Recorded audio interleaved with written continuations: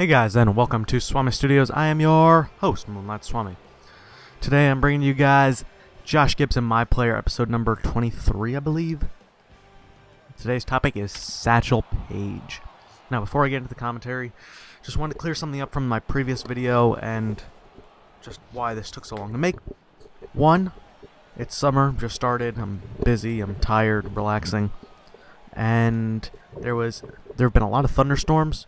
And to preserve my amount of equipment, I had to shut everything down, and we also lost power. So this should have been done about 2 hours ago, but it wasn't because of thunderstorms. Now, I'm not quitting YouTube, don't worry. I'm sticking around for the long haul. I was just talking about some of my friends, colleagues, associates who have quit, but I love doing this. I've never had a doubt of actually quitting. I've never had a single thought about it, so don't worry. Okay, let's get into it. Leroy Robert Satchel Paige was born on July 7th, 1906 in Mobile, Alabama. The nickname Satchel came from carrying bags at the train station. He invented some contraption that he could carry 4 bags at once. A different story was that he got caught trying to steal somebody's bag, and that's why I called him Satchel. 2 weeks before his 13th birthday, Paige was arrested for shoplifting because of prior wrongdoings and truancy. He was put into the Industrial School for Negro Children, a state reform school, until he was 18. At this school, he learned how to pitch under the guidance of Edward Bird. No important, just putting that name out there. After being released in December of 1923, he played for several mobile semi-pro teams like the Mobile Tigers, where his brother Wilson was already playing. He also pitched for the Down the Bay Boys, and he recalled that he once got into a jam in the 9th inning of a 1-0 game.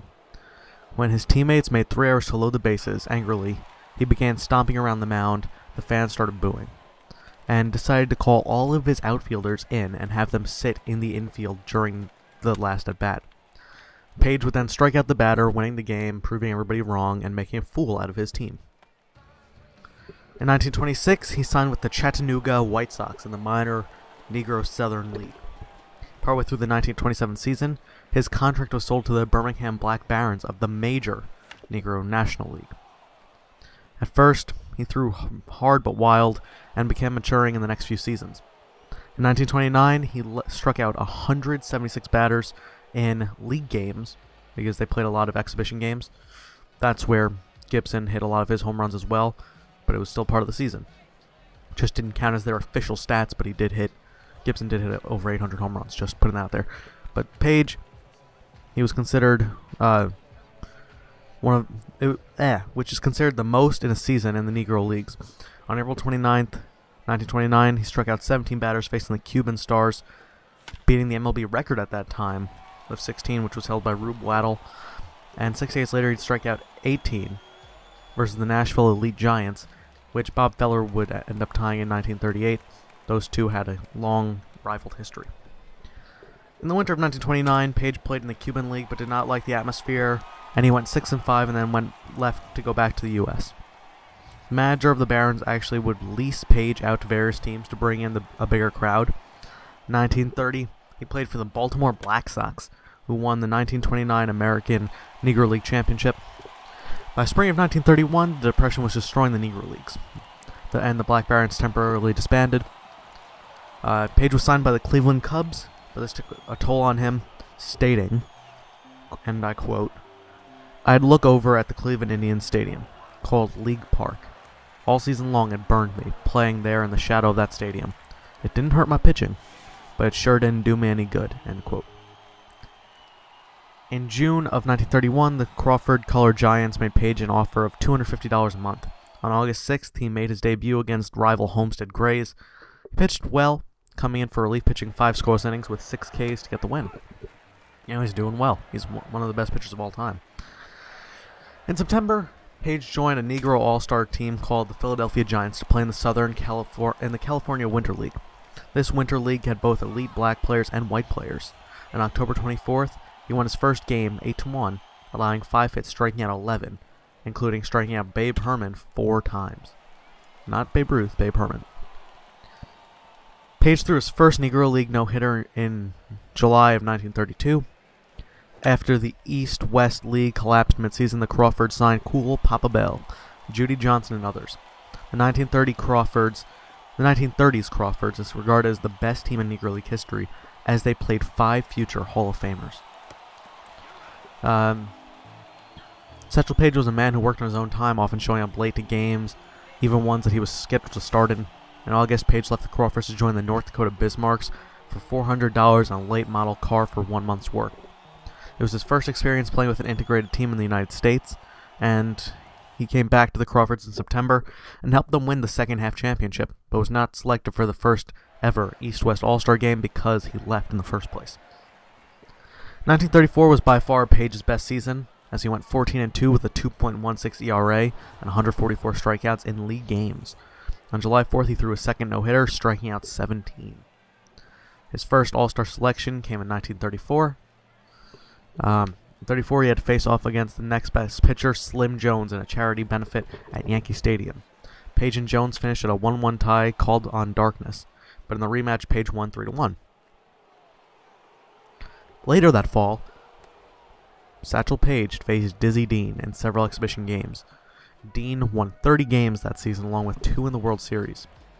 In Cleveland, Paige struck out 13 and beat Dean 4-1. Although Dean was playing for a minor league team in that game, so it wasn't really the best offense. In the California Winter League, they faced off again, and again Paige's team won, this time in 13 innings, 1-0. Dean and Paige would face off until 1945, and he would later say about Satchel Paige, the pitcher with the greatest stuff I ever saw.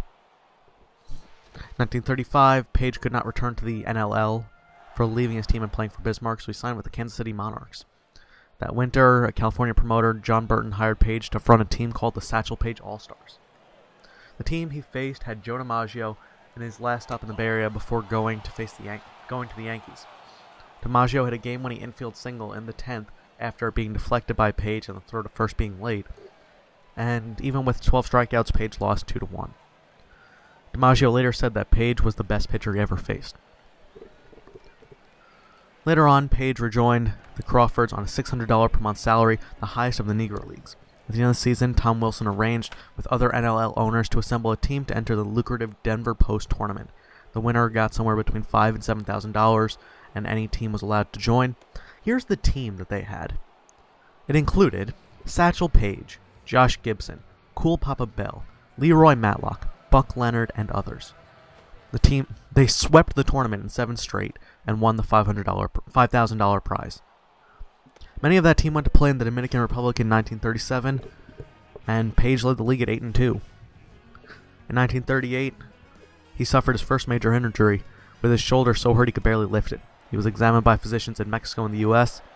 One expert even told him he would never pitch again. People say that Satchel Paige suffered a partially torn rotator cuff, which healed partway through the 1939 season. In 1939 for Puerto Rico, Paige ended the season at 19-3 with a 1.93 ERA and 208 strikeouts in 205 innings. He returned to the Monarchs as his ban was lifted because he was that good of a player. By the early 1940s, Paige was making $40,000 annually, which is 4 times the pay of the average player on the Yankees and nearly matched what Joe DiMaggio was being paid. Mainly because he was being leased out to other teams and such, so he was getting a lot of money. In 1941, seeking publicity, he was leased to the New York Black Yankees for opening day, where he won 5-3. It worked, as he received much publicity from both white and black columnists. Paige drew in so many fans he would sometimes start, pitch 3 innings, and then sit to preserve his arm. The Monarchs also won their 3rd straight championship in 1941. In 1942, he faced off in the Color World Series against the Homestead Grays. The Monarchs swept the Grays, with Paige pitching in all 4 of the games. After Jackie Robinson signed with the Dodgers, integration in baseball began. Finally, on July 7, 1948, during a pennant race, Bill Veeck, owner of the Cleveland Indians, who saw Paige pitch about 10 years back, was extremely impressed by him, signed Satchel Paige on his 42nd birthday to a $40,000 contract for the final 3 months. He became the first Negro pitcher in the American League and the 7th Negro player overall. On July 4, 1948, Paige became the oldest player to debut in the major leagues at the age of 42 in 2 days. He got his first big league win on July 15th, 1948. He was said to have thrown a lot of pitches that were not quite legal, but not quite illegal. He was forced to get rid of his hesitation pitch, which was absolutely disgusting. It would be like he would start going forward, he'd move his arm back, then he'd put his foot down, then he'd jolt a little bit, and then he'd throw it. It was ridiculous. In August 1948, he pitched a complete game shutout against the White Sox in front of over 60,000 people. Only 50,000 of them paid to see the game. The rest broke through the turnstiles and overran the ticket people. In his next start in Cleveland, in front of 78,382 fans, he pitched his second straight 3-hit shutout. The Indians went on to win the 1948 World Series in 6 games. Paige was 6-1 with a 2.48 ERA, 43 strikeouts and 72 2/3 innings at the age of 42. Next season, he went 4-7 and was released after the season because Bill Veeck sold the team to pay for his divorce. Veeck then bought 80% interest into the St. Louis Browns in 51, where he re-signed Paige. He went 3-4 that season, and in 52 and 53 he was elected to the All-Star game, becoming the first black pitcher on the American League All-Star team. In 52, he finished 12-10 with a 3.07 ERA for a team that lost 90 games. Skipping a little bit ahead, in 1965, for the Kansas City Athletics, they signed Paige at the age of 59 for 1 game. It was a bit of an exhibition game. He pitched 3 scoreless innings against Boston before being taken out. Early in his career, he was regarded as the hardest throwing pitcher ever. But when he got hurt, he expanded his pitches because he lost a little bit of his velocity on his fastball. By the 1950s, Paige threw almost every pitch imaginable. He threw a screwball, a knuckleball, an eephus, a fastball, a changeup, and a curveball. On February 9, 1971, Bowie Kuhn, the new commissioner of baseball, declared Paige would be the first Negro player inducted into the Baseball Hall of Fame. On June 8, 1982, Satchel Paige died of a heart attack in his home in Kansas City during a power failure. In the Negro Leagues, his record was 150, but that doesn't include most of the games that he pitched. In the California Winter League, against some of the best players in the world, he was 56-7 overall, with 47 complete games and 769 strikeouts. Guys, this was Satchel Paige. His overall victories was 232 and 89 losses, so including the Negro League, it was 332 and 113 losses with over a 7.5 winning percentage. Best pitcher of all time? Maybe. Guys, I hope you enjoyed. This was episode number 23 or 24, Satchel Paige. Like I said, I hope you enjoyed, and I'll be talking to you guys later.